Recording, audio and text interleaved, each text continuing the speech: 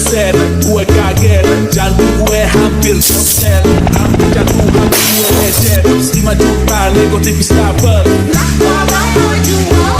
Masih mending gue jualan. Gak susah kita tahu. Salah kau dari yang suka.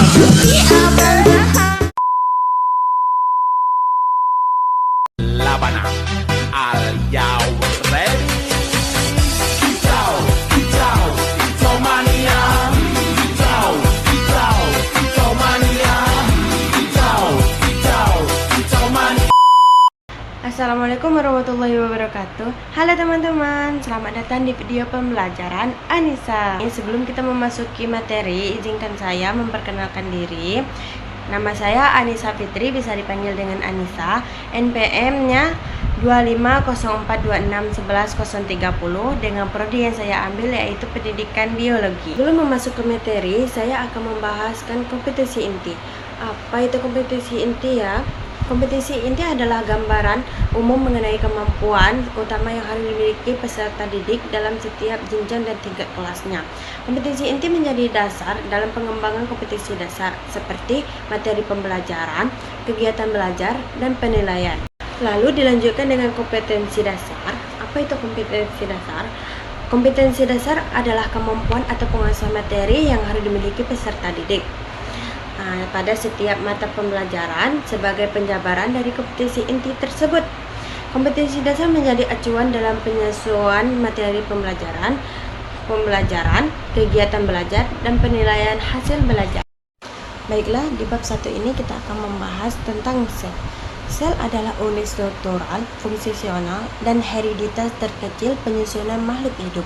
Sel tersebut sebagai unit struktural karena semua makhluk hidup tersusun atasnya sel, sebagai unit fungsional karena semua proses kehidupan berlangsung di dalamnya sel, dan sebagai unit hereditas karena sel membawa materi genetik yaitu DNA yang diwariskan kepada keturunannya.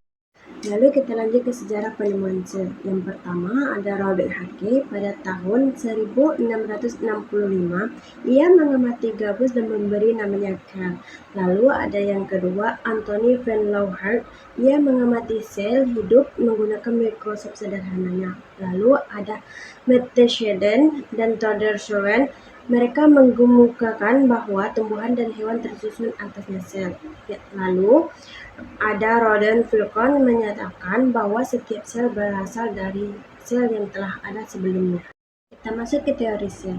Teori sel ada 4. Yang pertama, semua makhluk hidup tersusun atasnya sel. Yang kedua, sel merupakan unit struktural dan fungsional makhluk hidup.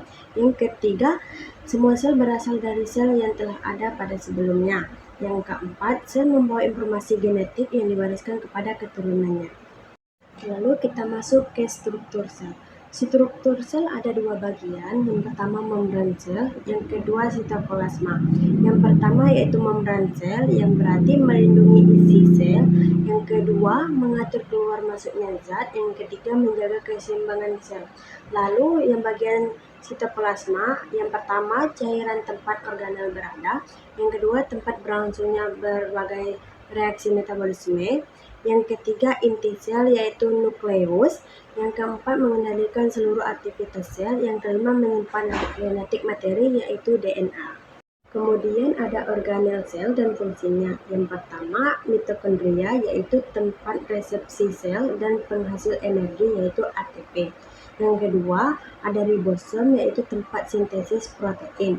Yang ketiga ada retikulum endoplasma yaitu RE membantu sintesis dan transport zat. Yang keempat ada badan gizi yaitu memodifikasi, menggemas dan mengeluarkan hasil sintesis sel. Yang kelima lisosom yaitu mencerna zat dan organel yang rusak. Yang keenam ada aquila yaitu menyimpan air, makanan dan zat sisa. Yang ketujuh ada kloroplas yaitu pada tumbuhan yang berarti tempat fotosintesis. Yang ke-8 yaitu ada dinding sel pada tumbuhan yaitu memberi bentuk dan melindungi sel. Lalu ciri-ciri sel ada 4. Yang pertama memiliki membran plasma untuk membungkus isinya. Yang kedua mengandung sitoplasma yaitu tempat reaksi kimia berlangsung. Yang ketiga, mempunyai materi genetik, yaitu DNA atau RNA. Yang keempat, dapat melakukan fungsi kehidupan seperti menghasilkan energi. Jenis sel terdapat menjadi dua. Yang pertama, sel prokaryotik, yang berarti tidak memiliki membran inti. Yang kedua, materi genetik yaitu DNA mengembang di sitoplasma. Yang ketiga, ukuran kecil dan struktur sederhana. Yang keempat, tidak memiliki organel bermembran. Contohnya seperti bakteri dan archaea. Lalu sel yang kedua yaitu sel aporiotik, yang berarti memiliki membran inti sel. Yang kedua, DNA tersimpan dalam nukleus. Yang ketiga, ukuran lebih besar, struktur kompleks. Yang keempat, memiliki organel lengkap. Adapun contohnya sel hewan, sel tumbuhan, protista, dan jamur. Kemudian struktur dasarnya sel ada 3 bagian. Yang pertama membran sel, yang kedua sitoplasma, yang ketiga nukleus. Yang pertama membran sel yaitu berfungsi sebagai pembungkus sel, yang kedua mengatur keluar masuknya zat, yang ketiga tersusun atas lapisan fosfolipid dan protein. Lalu struktur dasar sel yang kedua, sitoplasma. Yang pertama, cairan di dalam sel yang mengisi ruang antara membran dan inti sel. Yang kedua, tempat berlangsungnya reaksi kimia seluler. Yang ketiga, terdiri atas sitosol, yaitu cairan dasar atau organel alat-alatnya. Adapun struktur dasar sel yang ketiga, nukleus. Yang pertama, pusat kendali, artinya aktivitas sel. Yang kedua, mengandung DNA, yaitu materi genetik. Yang ketiga, mengatur sintesis protein, pertumbuhan, dan pembelahan sel. Sel terlihat ada 7. Yang pertama, mitokondria. Yang kedua, ribosom. Yang ketiga, retikulum endoplasma. Yang keempat, kompleks Golgi. Yang kelima, lisosom. Yang keenam, vakuola. Yang ketujuh, kloroplas. Adapun perbedaan antara sel tumbuhan dan sel hewan, yaitu yang pertama sel tumbuhan, yang berarti sel tumbuhan adalah sel yang memiliki dinding sel, kloroplasma, dan vakuola besar untuk fotosintesis dan menyimpan air.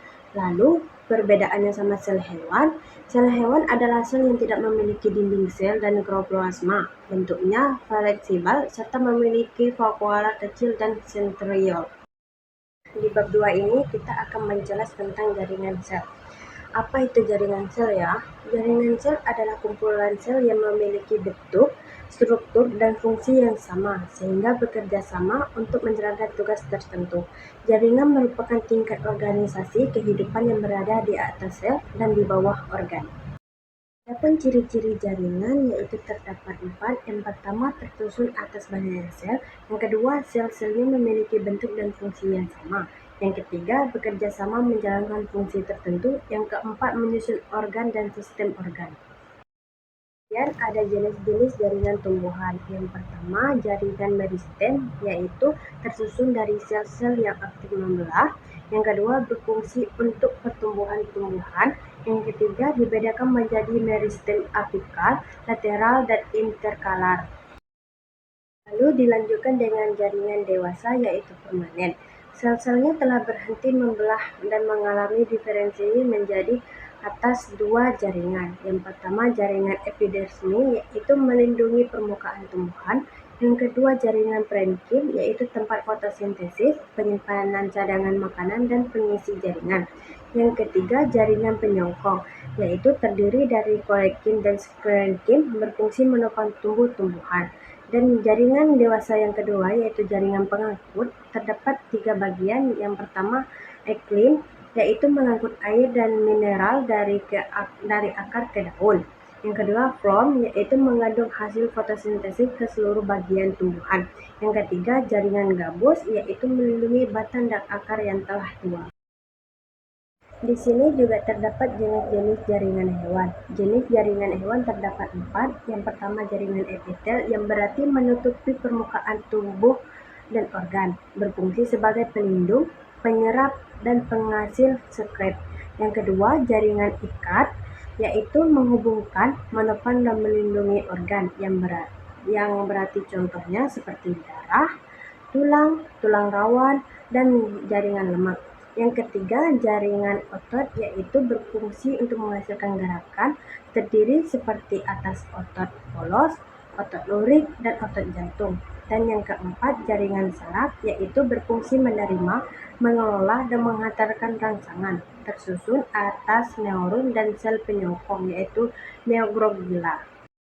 Lalu, apa saja hubungan sel, jaringan, organ, dan sistem? Hubungan keempat tingkatan organisasi kehidupan adalah sebagai berikut. Yang pertama, dari sel ke jaringan, dari jaringan ke organ, lalu dari organ ke sistem organ, dari sistem organ ke organisme. Artinya, sel-sel yang sejenis bergabungan membentuk jaringan. Yang kedua, beberapa jaringan yang berbeda membentuk organ, lalu beberapa organ yang saling bekerja sama membentuk sistem organ. Nah, kemudian seluruh sistem organ bekerja sama untuk membentuk organisme yang utuh. Adapun perbedaan jaringan hewan dan jaringan tumbuhan. Yang pertama, jaringan tumbuhan memiliki meristem yang terus membelah, sedangkan hewan tidak. Tumbuhan memiliki iklim dan floem sebagai jaringan pengangkut, sedangkan hewan memiliki darah sebagai media transportasi.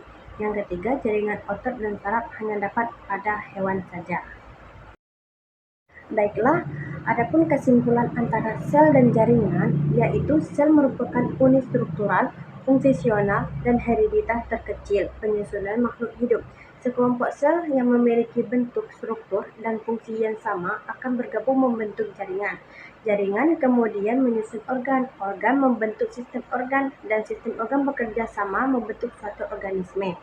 Berarti dengan demikian, dan sel jaringan memiliki hubungan yang sangat erat karena jaringan tidak dapat terbentuk tanpa adanya sel. Sedangkan sel dapat menjalankan fungsinya yang lebih kompleks setelah tersusun menjadi jaringan. Baiklah, adapun materi yang saya sampaikan tentang sel dan jaringan, jika teman-teman ingin mengenal lebih dalam lagi tentang jaringan dan sel, teman-teman dapat membuka daftar pustaka yang telah saya cantumkan. Selesai materinya, saya ucapkan terima kasih banyak. Sampai bertemu di pembelajaran berikutnya. Saya akhiri. Wassalamualaikum warahmatullahi wabarakatuh. Bye-bye.